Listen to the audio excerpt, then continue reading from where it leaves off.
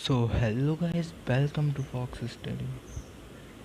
आज का जो हमारा चैप्टर है वो कुछ दो लाइंस हैं जो कि उस चैप्टर का टाइटल है। We are not afraid to die if we can all be together. Guys, ये जो लाइंस है ना, जब किसी शख्स ने बोली होंगी ना तो शायद उसकी लाइफ का सैडेस्ट मोमेंट होगा। आज के हमारे ऑथर हैं Jordan Cook and Alan East. इस चैप्टर के ऑथर हैं। ये चैप्टर है ऑर्नेविल बुक का second chapter, we are not afraid to die if we can all be together. तो चलिए समझते हैं इसे, पढ़ते हैं इसे, एक्सप्लेन करते हैं इसे। तो हमारा जो चैप्टर है ये आपको दो पार्ट्स में मैं एक्सप्लेन करूँगा क्योंकि काफ़ी बड़ा चैप्टर है, लेकिन मैं पूरी कोशिश करूँगा कि एक ही पार्ट में सब। तो यहाँ पे ऑथर लिखते हैं, in July 1976 my wife Mary, son Jonathan 6, daughter Suzanne 7 and I set sail from Plymouth England to duplicate the round the world voyage made 200 years earlier by captain James Cook. तो author ने बताया है कि जुलाई 1976 में उनकी पत्नी, उनका बेटा जोनाथन, जो कि मैंने अभी आपको बताया सन जोनाथन, और पुत्री सुजैन, और वे प्लाईमाउथ इंग्लैंड में, प्लाईमाउथ एक जगह का नाम है, तो ये प्लाईमाउथ इंग्लैंड से 200 साल पूर्व कैप्टन जेम्स कुक की दुनिया की गोलाकार यात्रा, गोलाकार का मतलब यहाँ पे वर्ल्ड से, वर्ल्ड गोल है, इसलिए दुनिया की गोलाकार यात्रा को पुनः स्थापित करने का नौका सवार पर होकर रवाना हुए।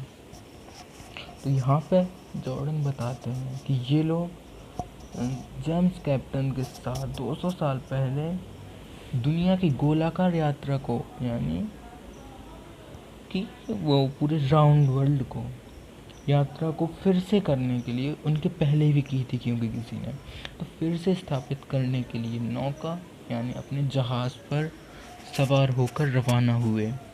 आगे ऑथर लिखते हैं, for the longest time Mary and I, a 37-year-old businessman, had dreamed of sailing in the wake of the famous explorer, and for the past 16 years we had spent all our leisure time owning our seafaring skills in British waters। Author यहाँ पे आगे बताते हैं कि बहुत लंबे समय से, यानी कि for the longest time, Mary and I, Mary उनकी पत्नी का नाम था, तो मैरी और मैं यानी ऑथर, a 37-year-old businessman, एक 37 वर्ष का व्यापारी, had dreamed of sailing in the wake of the famous explorer, उस प्रसिद्ध अन्वेषक की जल सैर को हमने भी अनुभव करने का सपना देखा था। इन लोगों ने भी ये वो जो वर्ल्ड की यात्रा है वो थ्रू, जो इन लोगों का माध्यम बना, मीडियम बना, वो था समुद्र। तो इन लोगों ने भी समुद्र के ज़रिए नौका पे, यानी अपने जहाज़ पे पूरा वर्ल्ड की यात्रा करने का सपना देखा था। और पहले 16 ईयर्स से इन्होंने अपना पूरा फुर्सत का समय इनकी समुद्र यात्रा की कला को ब्रिटिश समुद्र में निखारने का काम किया। ये दोनों जन यहाँ पे ब्रिटिश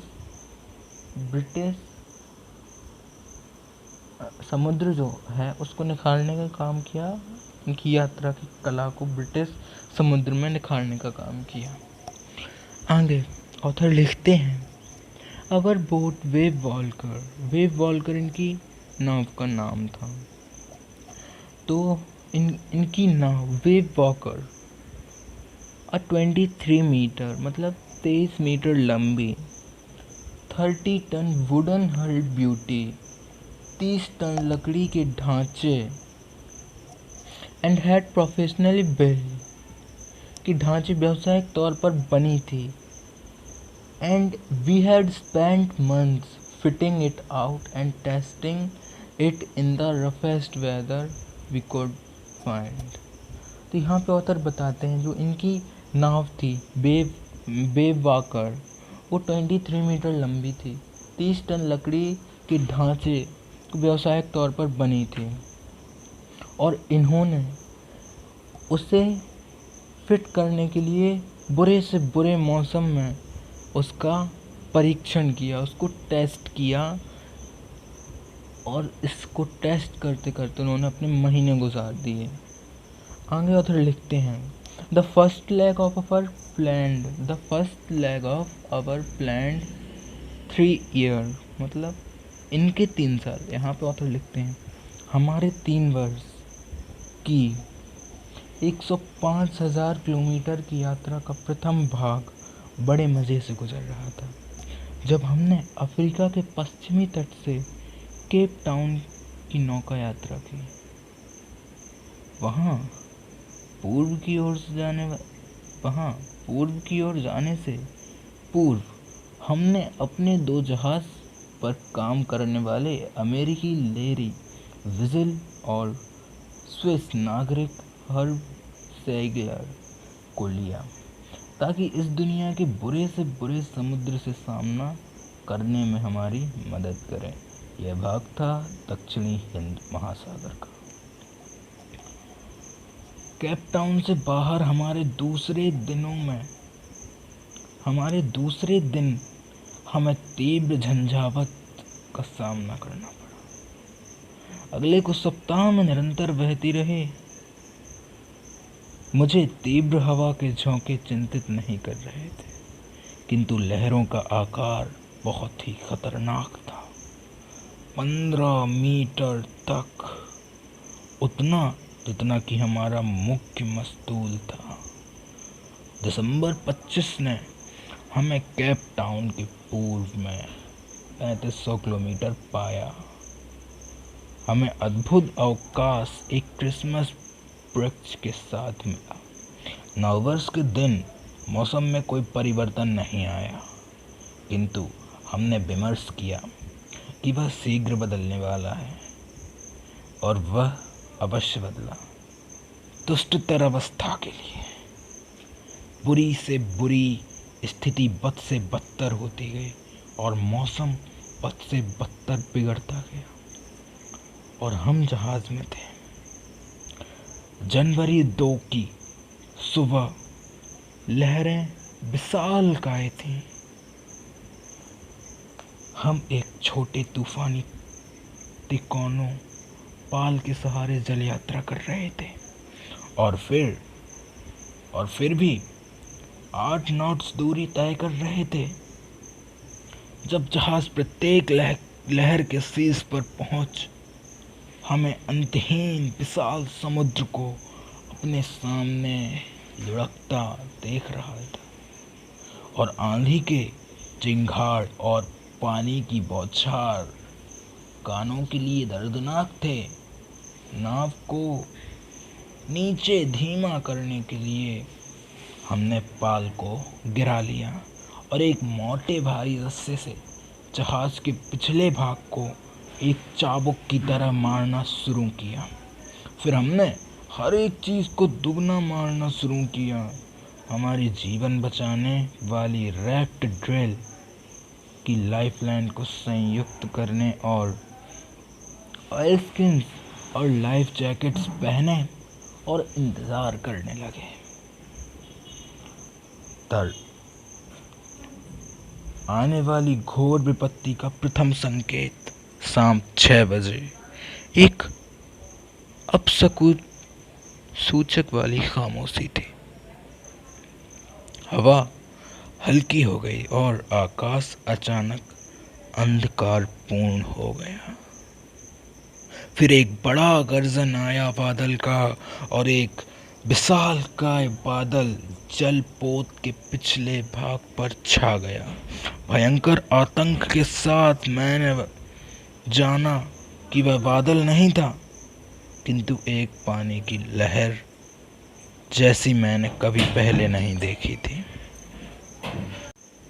वह पूरी तरह लंबवत और अन्य लहरों से 2 गुनी ऊंची थी और एक भयानक टूटती शिखा या कलमी के साथ।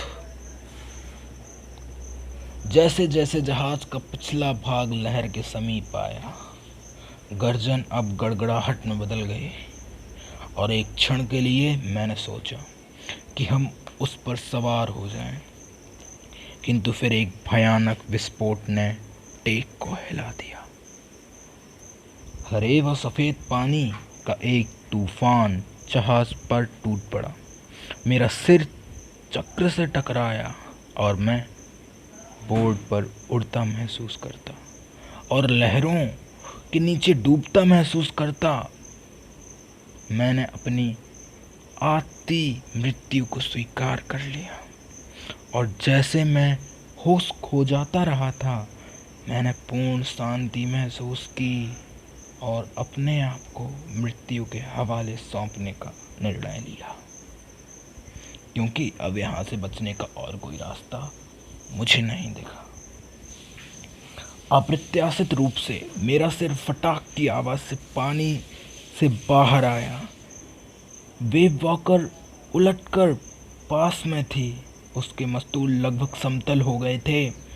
फिर एक लहर ने उसे जोर से सीधा कर दिया। मेरी लाइफलाइन एक झटके के साथ तन गई।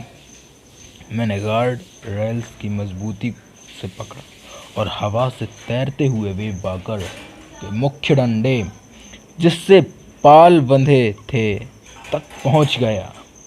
अगली आने वाली लहर ने मुझे एक कपड़े की गुड़िया की तरह डेक पर उछाल दिया। मेरी बाईं पसलियां टूट गईं।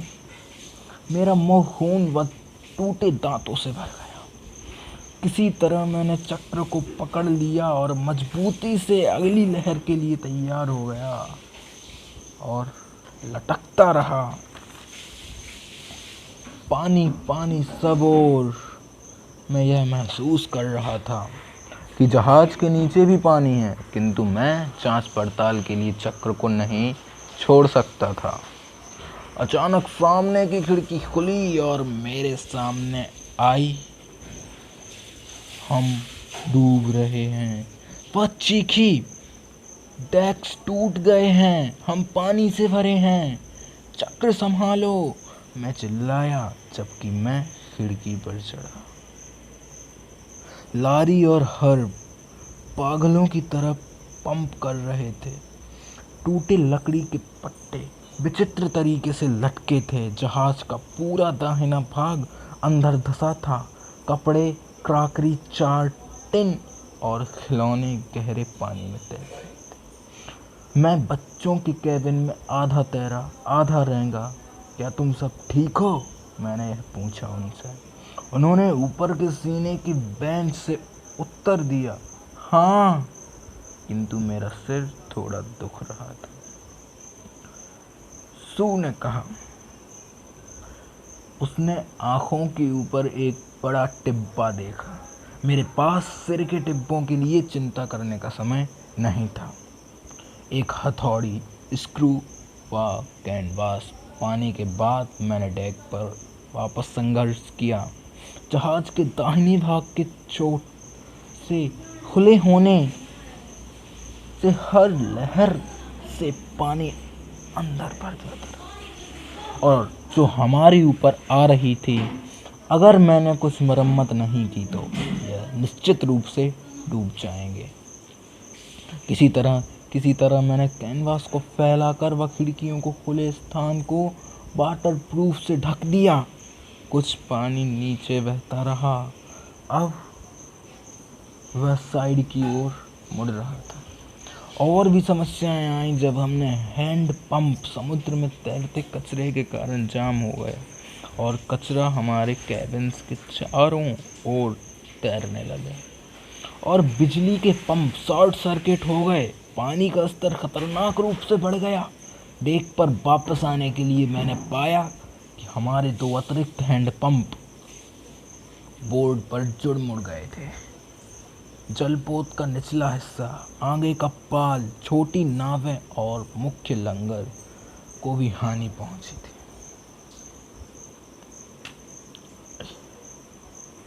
आगे के लंगर को भी हानि पहुंची।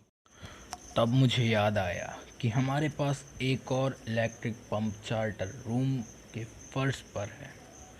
मैंने उसे एक आउट पाइप से जोड़ा और मैं आभारी था कि उसने काम कर दिया। रात एक अंतहीन, बिल्कुल ठंडे पंपिंग, स्टीयरिंग व रेडियो पर काम करने के साथ बढ़ती गई। हम में डे संदेशों का कोई उत्तर प्राप्त नहीं कर रहे थे, जो कि संसार के एक अति दूर कोने के लिए आश्चर्यजनक नहीं था।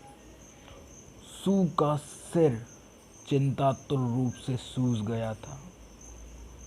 उसकी 2 बड़ी बड़ी काली आंखें हो गई थीं और अब उसने अपनी बांह पर गहरा घाव देखा। जब मैंने उससे पूछा कि अभी तक इन गंभीर घावों के बारे में क्यों नहीं बताया, तो उसने उत्तर दिया, मैं आपको चिंता में नहीं डालना चाहता था। आप हम सबको बचाने के लिए कितनी कोशिश कर रहे थे। और फिर जनवरी 3 की सुबह तक पंपों ने पानी के स्तर को पर्याप्त रूप से हमारे नियंत्रण में ला दिया था, ताकि हम बारी बारी से कुछ आराम कर सकें। किंतु अभी भी एक बहुत बड़ा लीक कहीं वाटर लाइन के नीचे था, और जांच करने पर हमने पाया कि नाव के मुख्य पसली फ्रेम नीचे कील तक चूर चूर हो गए हैं। वास्तव में कुछ कवर्ड्स पार्टीशंस को छोड़कर नौका के ढांचे के पूरे सेक्शन को थाम रखने के लिए कुछ नहीं था। जब से हम पर लहर ने प्रहार किया था, हम 15 घंटे जीवित रहे थे, किंतु वेव वॉकर हमें ऑस्ट्रेलिया पहुंचाने तक के लिए ज़्यादा देर तक जुड़ी नहीं रहेगी। मैंने अपने चार्ट को चेक किया और गणना की कि पूर्व में कुछ 100 किलोमीटर दूर पर 2 छोटे द्वीप हैं। उनमें से एक आइलैंडस्टर्न, एक फ्रांसीसी वैज्ञानिक बैस है।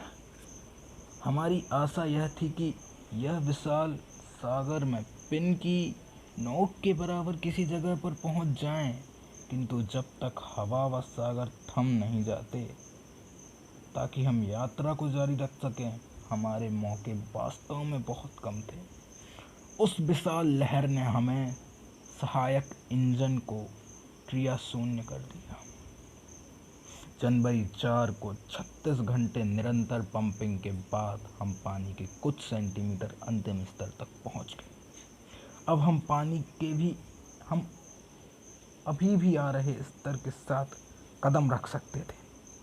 मुख्य मस्तूल के साथ हम यात्रा शुरू नहीं कर सकते थे। नाव में पाल व रस्सी पर दबाव नाव के नुकसान पहुंचने हिस्से को अलग कर देगा, इसलिए हमने नाव को अगले तिनकोने पाल को फैलाया और उस स्थान के लिए चले जहां मैंने सोचा था कि 2 द्वीप हैं।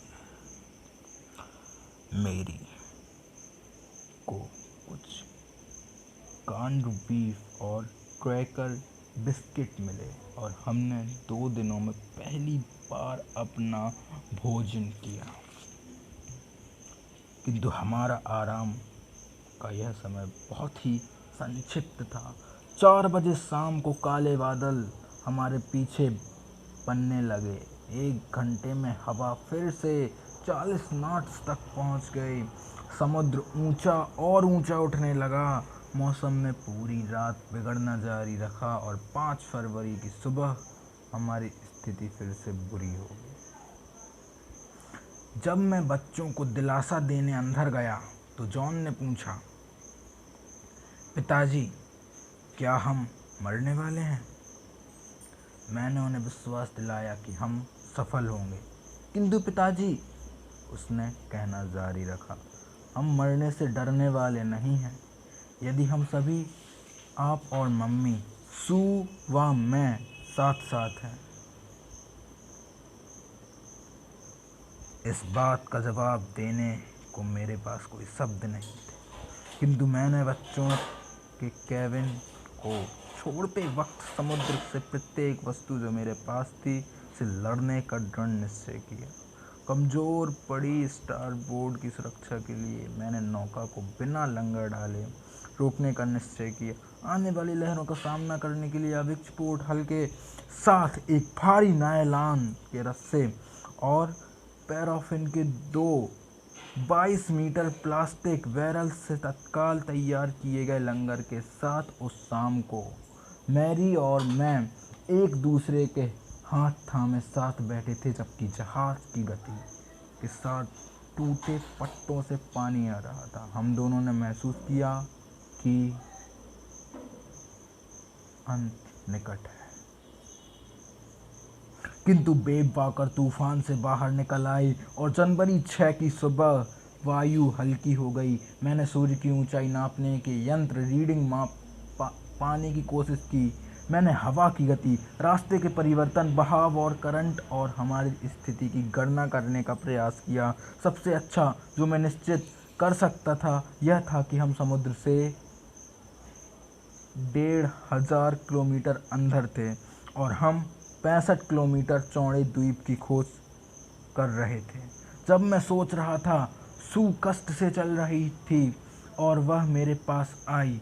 उसके सिर का बायां भाग बहुत सूज गया था और उसकी काली आंखें दरारों में सिकुड़ी हुई थीं।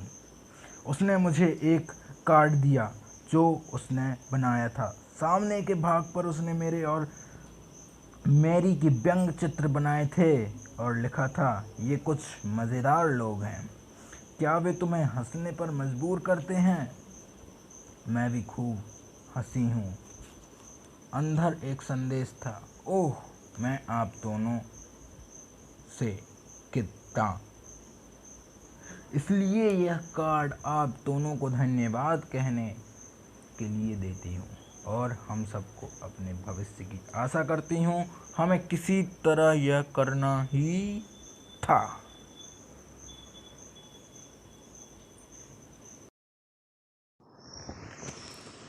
Next part.